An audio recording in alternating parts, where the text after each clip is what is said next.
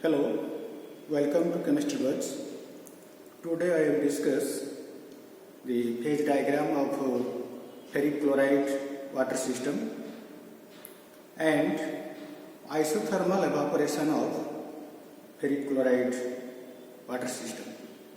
So the isothermal evaporation of this system will provide some in-depth knowledge about the system.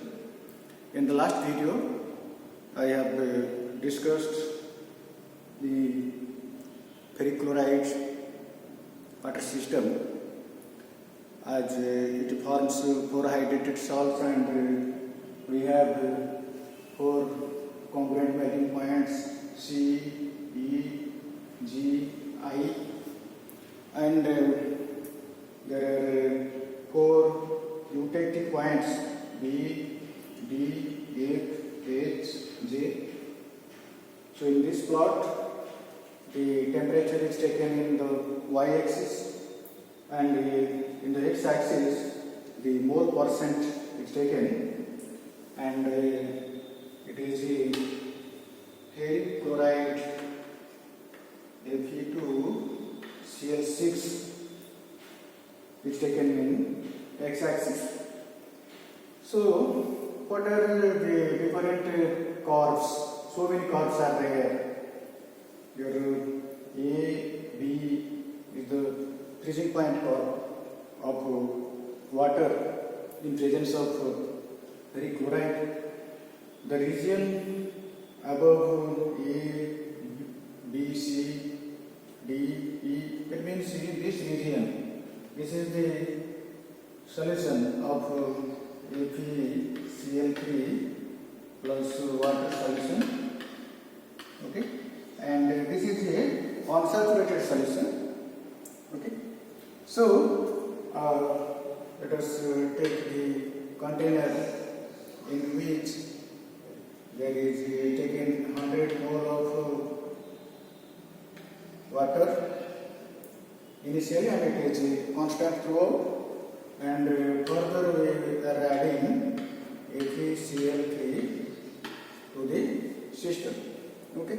So this is the freezing point curve AB in presence of ferric chloride, and the lowest temperature, that is minus 55 degrees centigrade, the point B is reached, where we have the ice and the ferric chloride dodecahydrate. Then BC, this is the solubility curve of ferric chloride dodecahydrate, and CD is also the solubility curve of ferric chloride dodecahydrate, and D, this is the another eutectic point where 12H2O and 7H2O are formed, and this point is equilibrium with the solution. So again, the DE, it is the solubility curve of 7H2, and EF is the solubility curve of the 7H2O, ferric chloride 7H2O, and F it is the congruent melting, this is the eutectic point. So here the two solids, that is 7H2O and 5H2O, get separated here, and this point represents the equilibrium of a 3 phase, so this is invariant, okay. And the FG, it is the solubility curve of 5H2O, okay, and the GH also the solubility curve of 5H2O. So at H you will get 2 different solids, that is 5H2O and 4H2O, okay. Similarly, the HI represents the solubility curve of ferric chloride tetrahydrate, and IJ is also the solubility curve of ferric chloride tetrahydrate, and J is the eutectic point where you will get the pure ferric chloride and the tetrahydrate, ferric chloride tetrahydrate.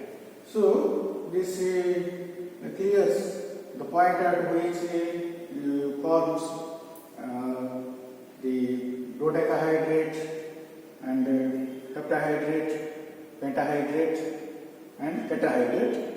Okay, so this point, when this point is reached and if you cool further, the temperature remains constant and the total solution solidifies to ice and water, and this corresponds to 2.75 mole percent of ferric chloride. So at this point you can calculate the amount of ice formed and amount of ferric chloride dodecahydrate formed. Similarly, at each point you can calculate. So this is the component melting point. So the component melting point is C, E, G, I. As per the principle, the composition of solution is the composition of solid, and this is also invariant. So there are all total 9 invariant points in this diagram, and so far as the degree of freedom is concerned, and the ferric chloride water solution. So this is the one phase is equal to 1. So here the degree of freedom is 2. And anywhere you take the point, okay, it may be on the line or below the line, okay, it may be on the line or below the line, the degree of freedom is 1. So how it so happens? So for the line it is clear that it represents the equilibrium between two phases. So phase 2, so it is monovariant. But when we are taking a point here, okay, so when we take a point here, that means ice is formed, but not the solution is also there. So we have the ice is formed here, but the solution is there inside the solution. So two phase. So when two phase, it is degree of freedom is 1. So now we are clear about the degree of freedom. Suppose you take a point here, okay, so a point here. So at this point you have the your ferric chloride dodecahydrate is there, okay. So ferric chloride dodecahydrate is formed, Cl6, Fe2Cl6, 12H2 is formed, and the solution is also there, okay. So solution, inside the solution, the solid is formed. So two phase and degree of freedom is 1. Now we are going to discuss the isothermal evaporation of the ferric chloride water system. Then what happens in the isothermal evaporation of the ferric chloride water system? Okay. So say this bold line, in color bold line. So this is the point we have taken here. Okay. So at this point, the solution composition is this. Okay, corresponds to this, and the ferric chloride and water. This is unsaturated solution. So isothermal means temperature remains constant. Okay. So temperature remains constant. Say this is 30 degrees centigrade. The solution is kept at 30 degrees centigrade. So at 30 degrees centigrade, then what will happen? This is open system. So the water will evaporate. When the water will evaporate, the concentration will increase. So when concentration will increase, the composition of ferric chloride will increase. We will get a point here. Say this is B. Okay. So at this point, you see there is some solid separation. So in the solution, the water is going out, okay, evaporating. So at this point B, you are getting some solid form, that is Fe2Cl6 12H2. It's formed, okay. So again, if the evaporation is continued, so it reaches this point, okay, say small c, this point. So at this point, the composition is changed to 8.50 and the temperature is maintained. So, and the utility point is here. Somewhat the component melting point is somewhat higher. So at this point, the total solution will transfer to Fe2Cl6 12H2.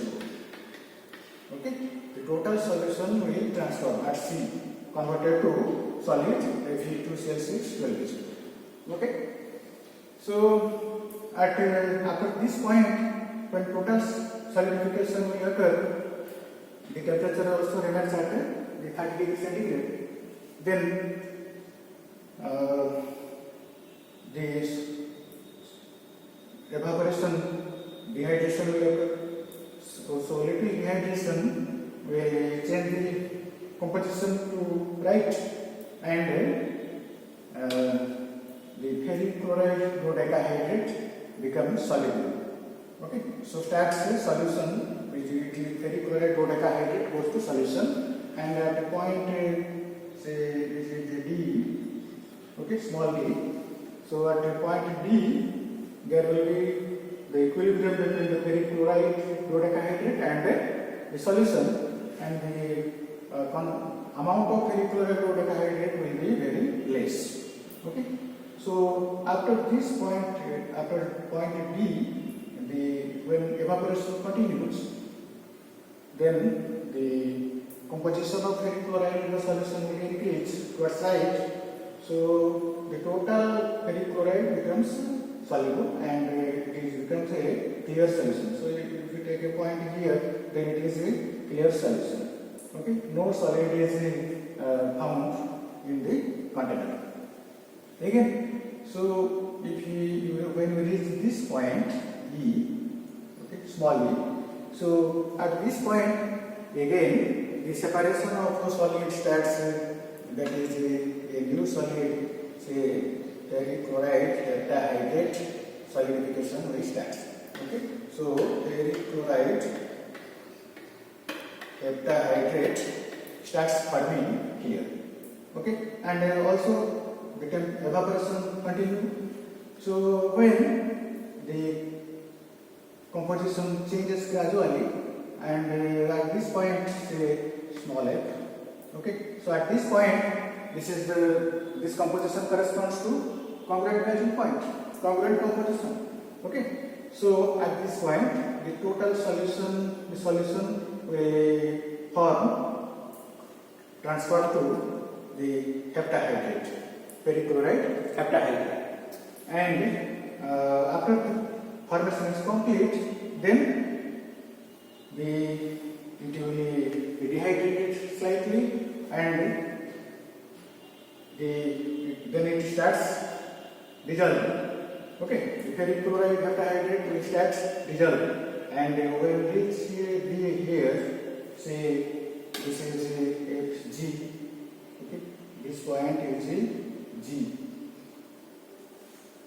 When at point G, this will be completely soluble, and traces of ferric chloride, what will be there, ferric chloride heptahydrate will be there, which will be in equilibrium with the solution. Okay, so when the further evaporation takes place, then the composition shifts towards right. So in between this region, it become a clear solution, and at point H, so this point is H, small h. So at point H, you will find there will be separation of new solid, so that is pentahydrate. So pentahydrate will be seen at this point, and as evaporation continues, so the formation of pentahydrate will be more, and at this point, this is the component composition for pentahydrate. Okay, at this point, the total solution will convert to the ferric chloride pentahydrate. Okay, so this is the H, and this point is we can say this is I, small I. Okay, so at point I, it will be the ferric chloride pentahydrate, and completion of solidification will occur here. Then when the salt will be allowed to evaporate, then the melting of this will start onward from point I, and then at point at certain point it will become completely soluble. So no further solid will separate and evaporation will continue. So when the point will be here, this is the J, okay, small j. Then here the formation of the tetrahydrate will occur, and the total solution will solidify as ferric chloride tetrahydrate. And after the solidification complete, then further dehydration give rise to melting of ferric chloride tetrahydrate, and at this point, okay, at a point here, okay, you will get the only ferric chloride, pure ferric chloride, and complete dehydration occurs.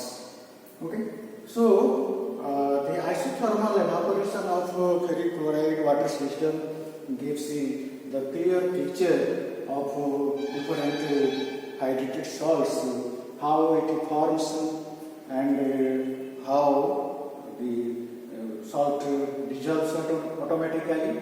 Okay, so this is the isothermal behavior changes with the time.